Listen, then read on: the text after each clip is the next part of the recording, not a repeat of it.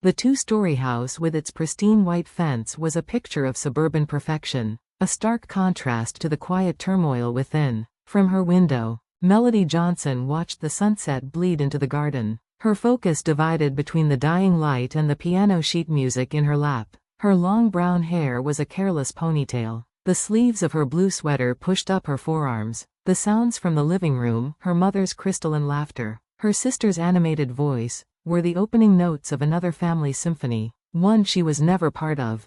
Ashley. Margaret was green with envy when she saw your college photos. Their mother, Martha, was saying. She said the Johnsons must be so proud. Martha, a retired elementary school teacher, carried herself with the unwavering posture of a ruler. Her life was a carefully curated exhibit for public admiration.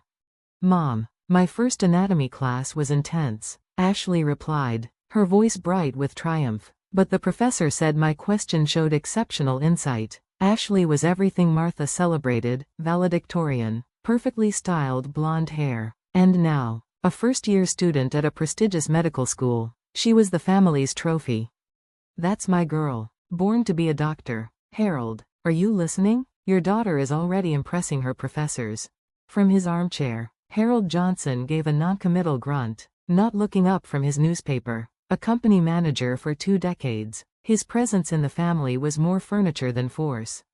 Melody's sigh was a silent thing. In this house, her music was treated as a decorative hobby, not a calling. Scholarship offers from renowned music schools had been dismissed by her parents. Do you think you can make a living with music? It's fine to dream, but you need to face reality, Martha had said. So Melody attended the local university, funding her own education through scholarships and part-time work. Now a junior, the pandemic had slashed her hours at the cafe. On her desk lay a pile of unpaid bills, and the deadline for next semester's tuition loomed.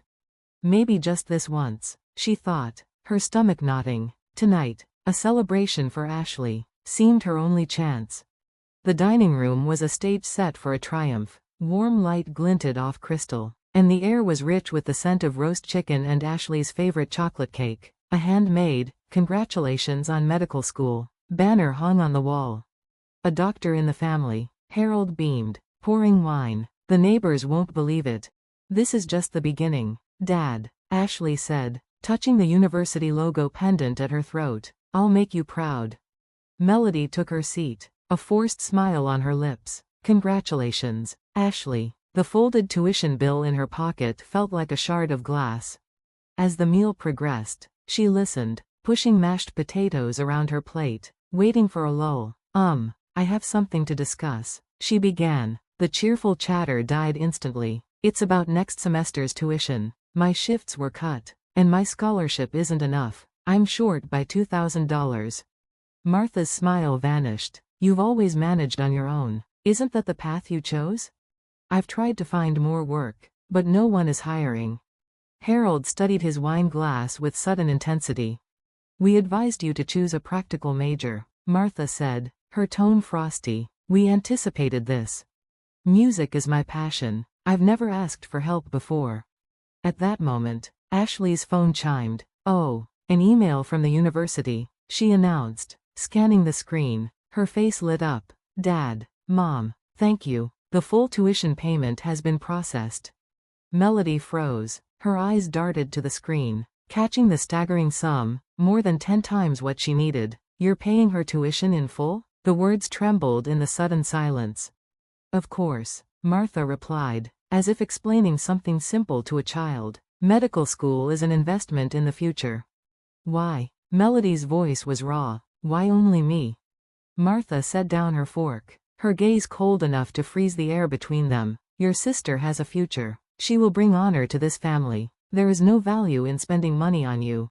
The words were a physical blow, finally giving voice to the truth Melody had always felt. She looked to her father, but he found profound interest in the wood grain of the table. Ashley gave a dismissive snort. Be realistic, Melody. Which contributes more to society, a doctor or a musician?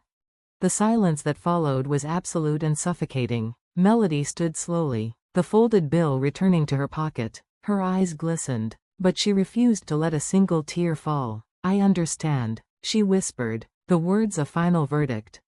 Upstairs, she moved with a numb efficiency. She pulled a large backpack from her closet, filling it with only the essentials: clothes, her savings, and her most precious sheet music. The rain had begun outside, a soft pattering against the window. Her eyes swept the room, the competition certificates on the wall, the absence of any family photos.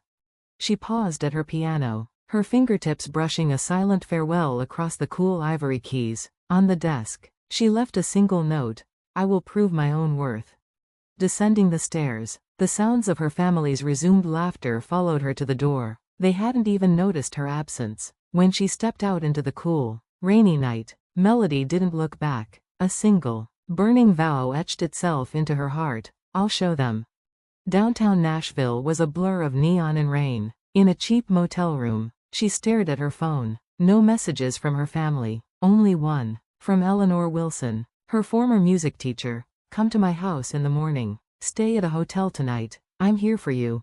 The next day, Eleanor welcomed her with a warmth that felt like a lifeline. I won't let your talent go to waste, the older woman said firmly. She helped Melody find a tiny studio apartment and a new job at a cafe, and negotiated access to a practice piano at a local studio. Melody's new life was built on grit and grace. She dropped out of university, studying theory from Eleanor's old textbooks. By day she served coffee. By night, she played piano at the Blue Note Jazz Bar. Her emotions, the anger, the disappointment, the fierce new determination, pouring into the keys. Your playing gets better every night, the bar owner told her. Your original songs, they have soul. One evening, a regular named Marcus Reed introduced himself as a music producer. Your pieces resonate with me, he said. Have you ever thought of sharing them online? Melody began posting videos of her compositions. One song, a poignant ballad titled Inherent Worth, born from the ashes of her family's rejection, changed everything. Without a single lyric, its emotional depth was undeniable. Within a week, it had 500,000 views. Marcus called her 10 days later. Melody, your talent is undeniable. I want to sign you. 1 year later, her debut single, Of Value, was climbing the charts. The lyrics, Know Your Own Worth, became an anthem. In a music magazine interview, when asked about her education, she replied quietly, I am self-taught. I didn't have family support, but I had a wonderful mentor and the courage to believe in myself. To the question about her family's pride, she only offered a serene smile. I think my music speaks for itself. 3 years after she walked out into the rain, Melody Johnson, 24 and now a star with a second album, announced a nationwide tour. It included a homecoming show in Nashville. A local TV station aired an interview titled, Nashville's Prodigal Songstress Returns. How did your family support your musical journey? The host asked. Melody's smile was gentle, but her eyes held a flicker of steel. I reached this stage through my own efforts. I'm eternally grateful to my mentor and the friends who stood by me. As for family, some matters are best kept private. Viewers saw a gracious star, but in a quiet house in the suburbs, Martha and Harold Johnson sat frozen before the television, hearing the condemnation in their daughter's gentle words. What a way to put it, Martha murmured, her voice frail and hollow in the silent room.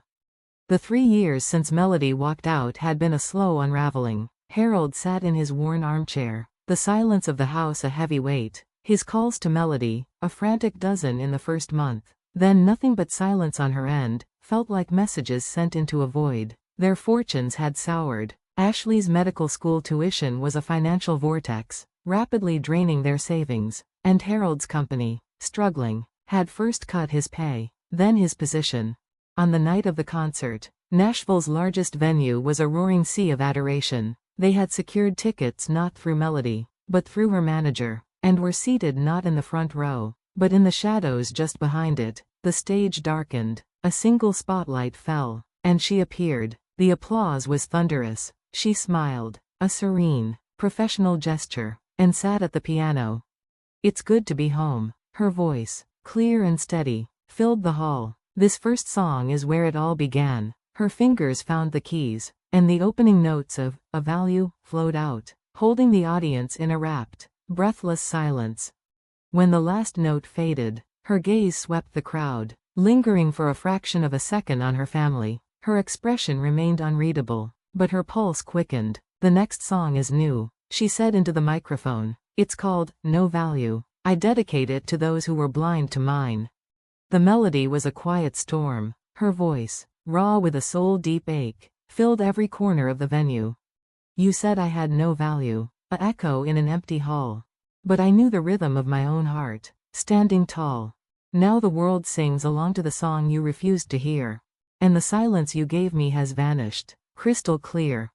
As she sang, she looked directly at them. Martha's lips were a bloodless line. Harold studied his hands. Ashley fidgeted, her gaze darting anywhere but the stage. "Here I stand on my own ground, on this stage one built alone. The world has given me the love you never shown. Now I am free, and I have value, the truth you'll never see." The final note hung in the air, followed by a moment of stunned silence before the venue erupted. The standing ovation was a physical force. Melody bowed deeply, and for the first time that night, a genuine, unburdened smile touched her lips. Back in the dressing room, buzzing with post-performance euphoria, her manager Samantha beamed. "You were magnificent. That new song, it was a masterpiece." Melody took a sip of water, her smile fading as Samantha leaned in. "They're here, Melody, your family. They're waiting outside." Melody's hand stilled. She set the bottle down with deliberate calm. "I'll see them." "You don't have to," Samantha said softly. "Yes, I do. For me." The door opened to reveal 3 diminished figures. Time had not been kind. Martha's hair was fully gray, her proud posture slumped. Harold looked gaunt and weary. The light had gone out of Ashley's eyes, replaced by shadows of exhaustion. "Melody," Martha began, her voice trembling with a fragility that was entirely new. "You were wonderful. We're so proud." Melody stood, her posture mirroring the calm she'd shown on stage. Her gaze was cool, assessing. "Thank you. That's a significant change in perspective from 3 years ago." Harold stepped forward. "We tried to call so many times." 12. Melody interrupted, her voice quiet but sharp as glass. "Then the calls stopped. My need was inconvenient then. Why is my presence convenient now?" The silence was thick with shame. Ashley stared at the floor. "We're family," Martha pleaded, the words sounding hollow. "Can't we reconcile? The house is so empty without you." A short, humorless laugh escaped Melody's lips. "Family? A family doesn't invest everything in one child while telling the other she's worthless." "I was trying to protect you." Martha's apology was a desperate reflex. "The world of music is so hard." "You weren't protecting me. You were rejecting me. The difference in our tuition wasn't a lesson. It was a verdict." Harold's shoulders sagged. "We were wrong. I admit it. Can't you find it in your heart to give us another chance?" Melody studied them, her eyes narrowing. "Why now? After 3 years of silence, why tonight?" Martha and Harold exchanged a panicked glance. It was Ashley who spoke, her voice stripped of its old arrogance, now thin and weak. "I dropped out, Melody. I couldn't handle it." The pieces began to click into place, but the tuition was paid in full, Melody stated, not asking. "Loans," Ashley whispered, still looking down. "I took out loans for 3 years, before I quit." Harold's voice was a defeated rasp. "I was laid off. The mortgage, it's drowning us. And you were the guarantor on Ashley's loans." The final, ugly truth was laid bare. "You're successful now," Martha cried, the mask of maternal pride crumbling into raw need. "You have to help us. We're your family." Ashley looked up, a pathetic attempt at sisterly warmth in her eyes. "I'm your biggest fan. I love your song, A Value. I listen to it all the time." The words were a spark to tinder. A cold fury settled in Melody's heart. "Is that so?" she asked, her voice dangerously calm. "Anyone else suddenly remember they're my family?" "Aunt Carol, Cousin James, they all want to talk to you," Martha admitted weakly. "How fortunate that my success has improved my social standing," Melody said, her sarcasm biting. She stood and walked to the window. Looking down at the city lights that now belonged to her, she turned back, her decision made. "It's interesting. When I needed $2,000, I was told I had no value. Now that you need $150,000, you talk of family." "Please," Harold begged. "Forgive us." Forgiveness is one thing. Financial rescue is another. She looked at Ashley. You accrued the debt. You bear it. You're being heartless. Ashley snapped, her anger flaring. The last vestige of her old self. You're just getting revenge. No, Melody said, her voice steady and final. This isn't revenge. It's boundaries. You taught me I had no value in your eyes. I've simply learned to believe you where you are concerned. She gave a slight nod to Samantha, who moved to open the door. We'll lose everything, Martha wailed. You already did, Melody replied, 3 years ago. As Harold shepherded his weeping wife and seething daughter out, Melody delivered her final lesson. A person's value isn't in their degree or their title. Find the passion within yourselves. I found mine despite you. The door clicked shut. The strength drained from Melody's body, and she collapsed into a chair, silent tears finally tracing paths through her stage makeup. Samantha simply held her. Any regrets? Samantha asked after a long while. Melody wiped her tears, her reflection in the mirror showing a woman, wounded but whole. No, they didn't want a daughter or a sister. They wanted a financier. My new life begins tonight, with people who valued me when I had nothing. Months later, on the glittering stage at the Grammys, Melody Johnson held the Golden Trophy for Best Vocal Album. I dedicate this to everyone who saw my worth before I could, she said, her voice strong. And tonight, I am proud to announce the founding of A True Value Foundation, to ensure young artists never have to choose between their dreams and their survival. Weeks after that, the first scholarship ceremony was broadcast. On screen, Melody stood beside beaming young musicians. Remember, she told them, and the world, your value is not something given to you by anyone. It is something you claim, you build, and you defend. No one can take it from you. In a small, cluttered apartment in Tennessee, the Johnson family watched. A notification buzzed on Ashley's phone, overdue payment notice. Martha wept silently. What have we done? Harold stared blankly at the screen. We measured the wrong things. We valued the trophy, not the heart. Ashley looked at her sister's face, radiant, kind, and resolutely turned away from them. The chasm between them was no longer one of anger, but of peace. Melody had moved on, and in her triumphant, generous success, she had delivered the most devastating verdict of all. She was completely, and forever, beyond their reach.